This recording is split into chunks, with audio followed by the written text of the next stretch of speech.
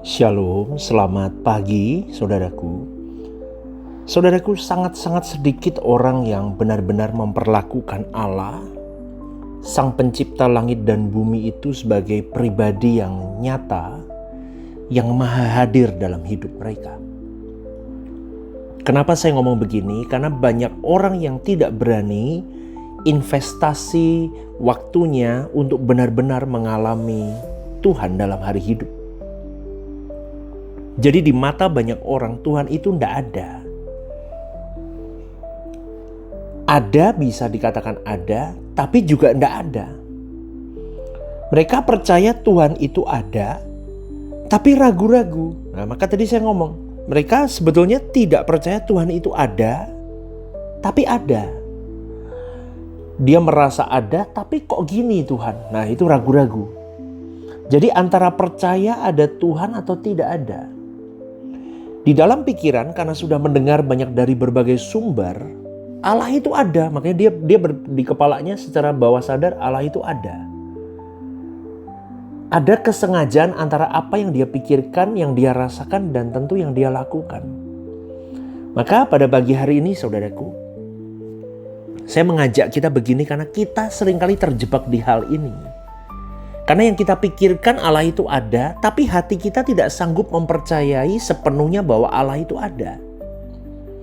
Makanya kelakuannya pun tidak menunjukkan bahwa ia yakin Allah itu ada. Mereka mempercayai Allah itu ada bukan sesuatu yang mudah. Benar, memang tidak mudah. Dengan mulut kita mengaku bahwa Allah itu ada, dengan nalar kita berani menerima atau menyetujui bahwa Allah itu ada, tapi hati kita tidak bisa mempercayai Allah itu ada dengan lengkap. Dengan utuh, dengan penuh, dengan bulat itu susah. Nalarnya bisa, mulutnya bisa, tapi hatinya nggak bisa. Dan tentu perbuatan akan sangat terpengaruhi oleh sikap kita kepada Tuhan itu loh saudaraku. Lalu pertanyaannya begini, bagaimana hati kita bisa mempercayai Allah sepenuhnya, Pastor? Gitu kan, pertanyaannya begitu kan.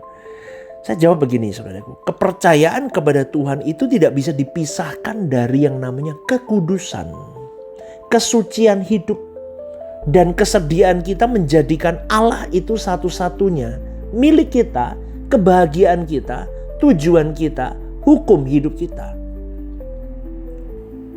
Jadi itu tidak bisa dipisahkan. Kalau udah Allah sudah segalanya, itu udah susah saudaraku. Untuk orang tidak mempercayai Allah itu tidak mungkin. Karena Tuhan diletakkan jadi yang terutama, segalanya tanpa batas, all out.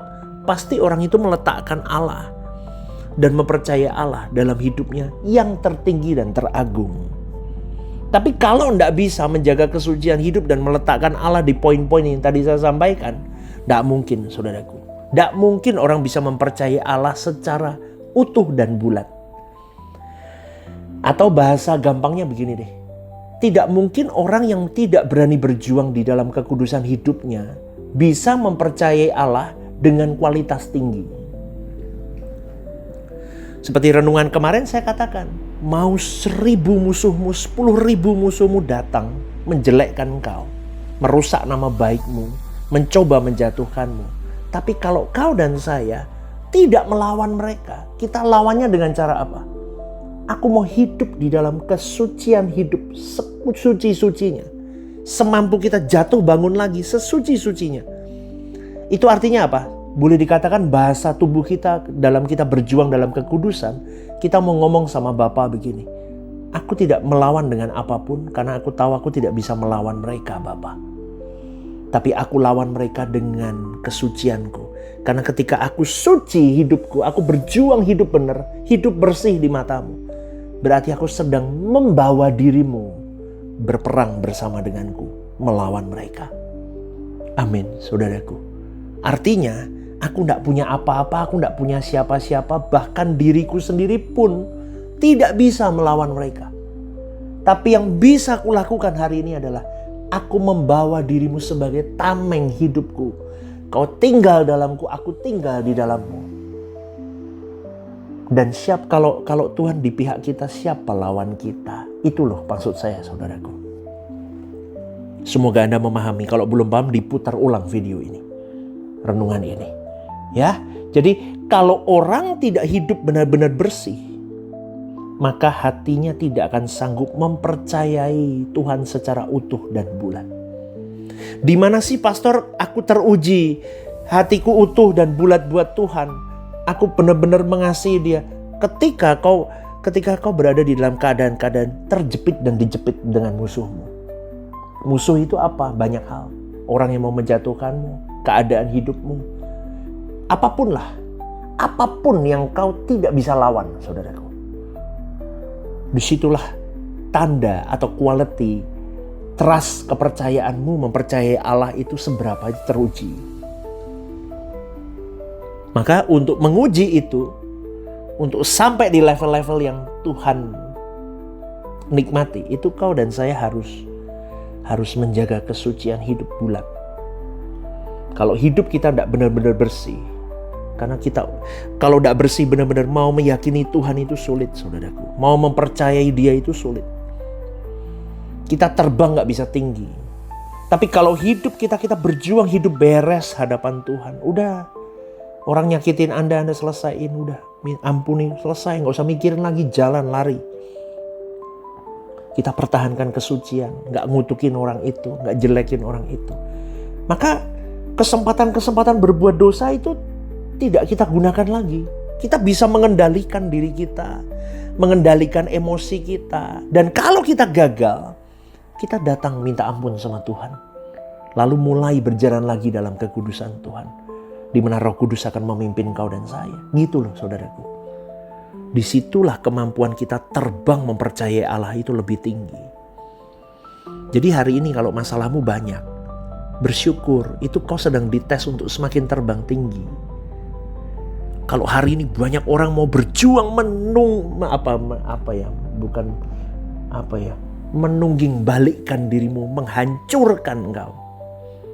Dia mau melihat engkau remuk, semakin banyak orang melihatmu mau menunggumu remuk. Berarti saudaraku, disitulah kau akan semakin teruji untuk kau berani fight hidup di dalam kekudusan hidup. Terbang tinggi aja, ngapain ngurusin orang, saudaraku? Ya, percayalah, kau berjuang, pathway-mu betul kok. Jalan aja. Jadi kita bisa mengerti apa yang dikatakan Tuhan Yesus, bagaimana kamu percaya jika kamu masih mencari hormat satu dengan yang lain. Mencari hormat jelas adalah sikap yang salah, betul? Itu dosa. Itu membuat kita tidak bisa mempercayai secara utuh bulat keberadaan Tuhan. Ini sama dengan kita tidak bisa minta perlindungan Tuhan dan yakin Tuhan akan melindungi kita jika kita masih tidak hidup benar, tidak hidup kudus, masih terikat dengan segala percintaan dunia. Lumpuh imanmu. Maka kita tidak bisa yakin kepada Allah yang hidup, Allah yang nyata. Jadi saudaraku, sangat sedikit ya orang yang benar-benar mempercayai bahwa Allah itu hidup. Sangat sedikit orang yang benar-benar memperlakukan Allah sebagai Allah yang hidup. Karena dunia kita sudah sangat-sangat gelap, sangat-sangat jahat. Kejahatan di mana-mana. Bukan hanya di dalam kehidupan orang yang tidak beragama. Orang beragama pun tidak sungguh-sungguh hidup di dalam kekudusan. Banyak orang Kristen yang tidak hidup bersih, hatinya masih terikat dengan dunia. Ia tidak sungguh-sungguh hidup dalam kekudusan, masih terikat dengan semua perkara dunia. Bahkan mereka tidak sanggup mempercayai Allah yang hidup itu. Dan kalau orang tidak mempercayai Allah yang hidup, perilakunya pasti rendah. Kualitas perilakunya pasti rendah. Jadi kalau orang berkata percaya Tuhan dengan mulutnya, belum tentu dia percaya kepada Tuhan benar di dalam hatinya. Dari perilaku seseorang, ya, dari perbuatan seseorang, itu nampak apakah dia meyakini Allah yang hidup atau tidak.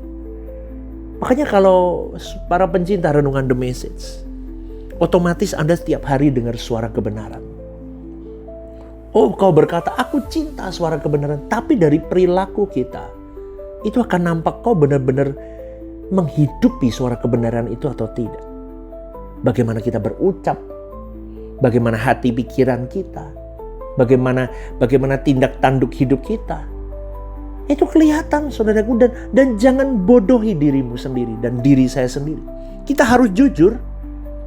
Ini masih belum di kawasan ilahi atau aku keluar dari kawasan ilahi. Ternyata aku masih jauh loh. Dan orang yang meyakini Allah yang hidup dampaknya luar biasa. Lebih dari dinamit saudaraku. Powerful hidupnya.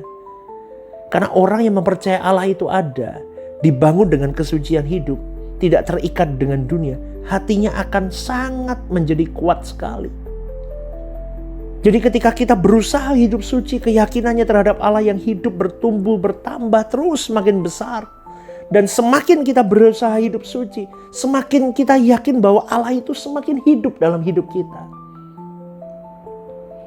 Terus kita akan dicengkram dengan kehadiran Allah setiap saat. Maka kita akan semakin meningkatkan kekudusan hidup kita, cinta kita ke Tuhan. Aku sedia Bapa untuk menyenangkan hatimu saja. Aku sedia, aku mau berjuang menjadi anak kesukaanmu. Sampai di level-level itu loh saudaraku. Makanya percayai dia. Trust in him. Percayalah di dalam dia.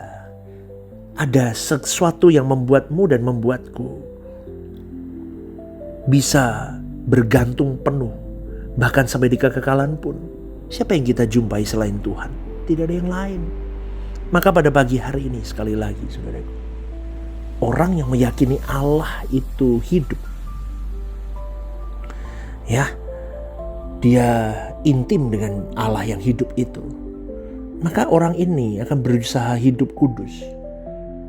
Jaga hati, jaga mulut, jaga pikiran, jaga sikap, jaga tindak tanduk. Tapi gak gampang sih orang begini. Pasti akan banyak sekali tantangannya. Tapi percayalah, orang-orang begini lebih dari sebuah dinamit. Itu dia akan powerful sekali. Maka hari ini engkau dan saya harus jadi dinamit-dinamitnya Tuhan. Kita powerful saudaraku. Maka jaga mulut, jaga hati, jaga pikiran, jaga sikap. Percayai Tuhan utuh penuh, totalitas. Percayalah, diam ketika kau diserang, disakiti, dipojokkan, dijelekkan, apapun. Keadaanmu terhimpit, keadaan hidupmu, ekonomimu, kesehatanmu, apapun itu. Diam, jangan menggerutu dan jangan pertanyakan di mana Tuhan. Percayalah Tuhan bersama denganmu. Ingat ya, kita akan jadi seorang pribadi yang powerful. Amin saudaraku, selamat pagi ya. Selamat merenungkan ini kembali dan jadilah pelaku-pelaku kebenaran. Tuhan memberkati.